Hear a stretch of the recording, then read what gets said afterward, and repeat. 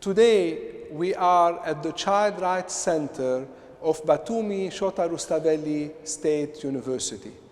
And from here, we will discuss the subject of family environment for children and family alternative care arrangements for children without family support.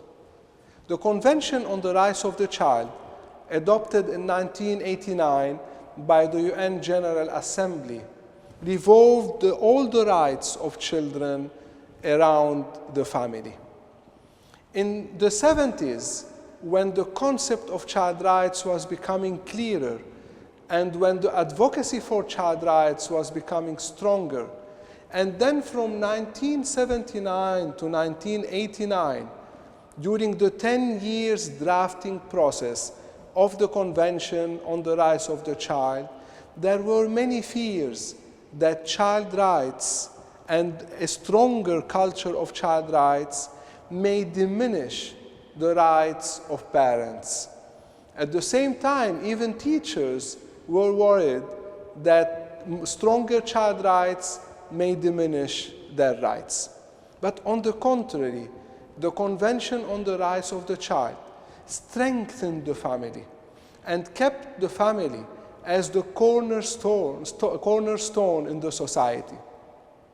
Article 5 of the Convention on the Rights of the Child confirmed the rights of parents and the obligation of parents to bring up their children. But at the same time, the Convention recognizes fully that parents should respect the rights of their children. So the environment created by the Convention on the Rights of the Child is a conducive one to a child growing up with rights, to a child growing up without violence, to a child growing up to the fullest capacity.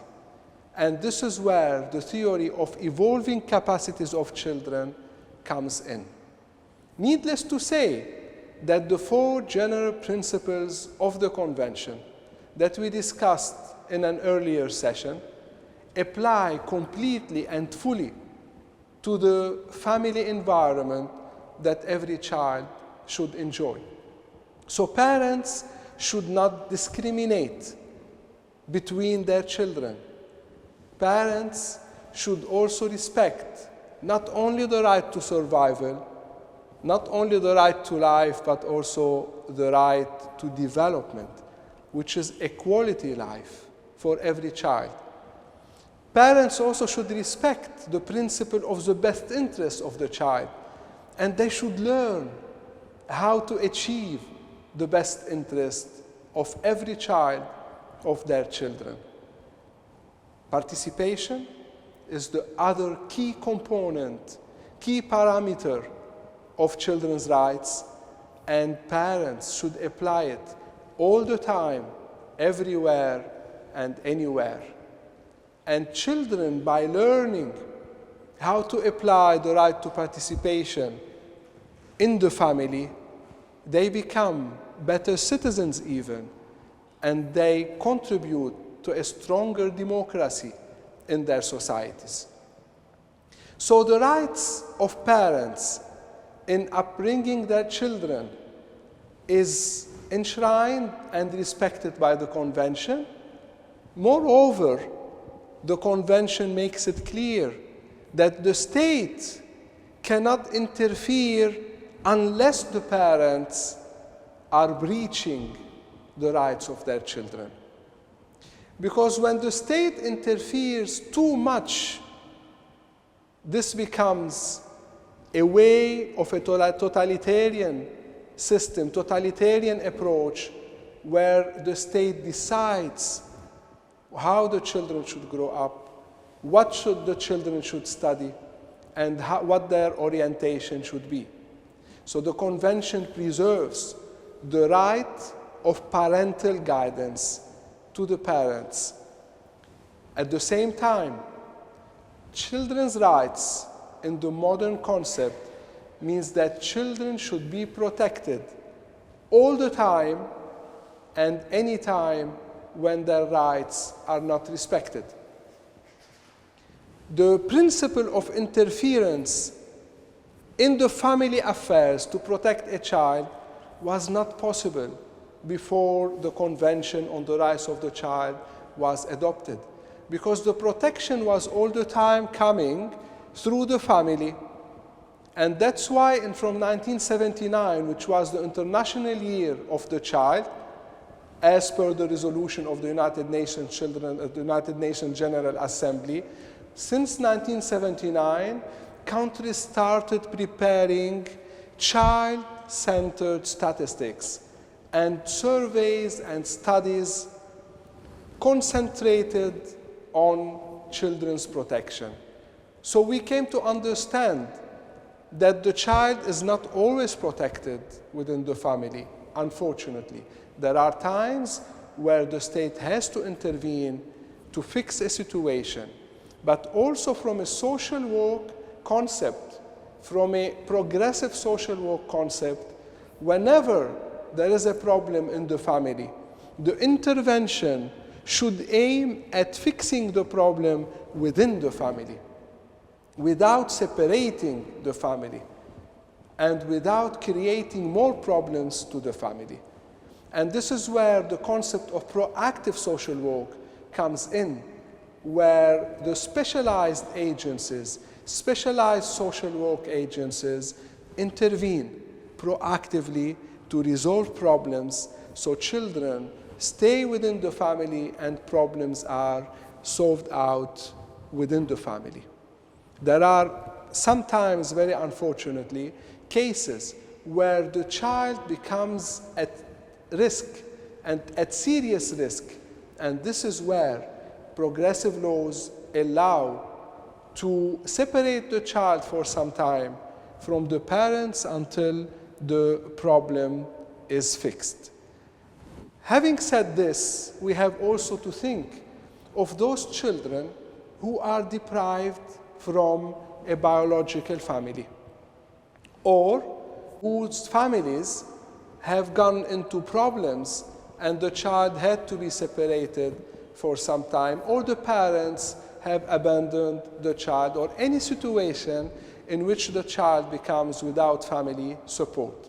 And the Convention on the Rights of the Child is very clear that in case the initial family environment is not possible, is not available, then a family alternative care should be provided. Adoption, for instance, is a very good solution for the child to grow up in a family environment. Foster families are also a family alternative care where a child grows up within a family environment. Having said this, it should be noted that large-scale institutions are not an option at all and are not compliant with children's rights. That's why, globally, everywhere, all large-scale institutions where children are residing should send back children to their families. And the priority is to send back the children to biological families, because the experience and the studies and the surveys show that many children who reside in institutions do have, unfortunately, biological families. But they were sent to the institutions either because of poverty or because of social problems in the family. But this is not compliant at all with child rights. Another type is what we call the small-scale family type institutions, where only few children are there, and the caregivers in this small-scale family type institution are specialized and are qualified to provide services and to care for these children. But this should always be a measure of last resort. And in all cases, any type of placement of a child in a family type institution should be for limited period of time, for the shortest period of time, so such small-scale family-type institution serves as a transitional support for the child to go back to a family.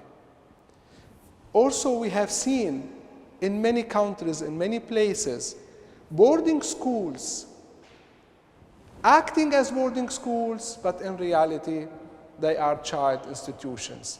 And this is, again, a violation of children's rights. These boarding schools should send back the children to their families, and such boarding schools have children who have families, at least by 80 or 90% of them, but children were sent to these boarding schools because of poverty or because of social problems in the family.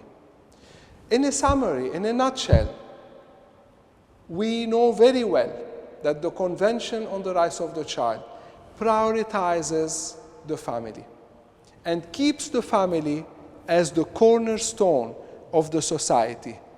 And a reference here can be made very well to the Code on the Rights of the Child of Georgia, which stipulates that the best interest of the child shall be defined primarily by the family according to the Code and to the Convention on the Rights of the Child, which is ratified by Georgia. This means that the family, the parents, are mainly the responsible ones for upbringing children, for building also a value system for their children. But at the same time, this should remain within the principles and the provisions of the Code on the Rights of the Child of Georgia and the Convention on the Rights of the Child. So if their practices, if any practice by the parents is not compliant with the Code or with the Convention, in this case, they would not be achieving the best interest of the child.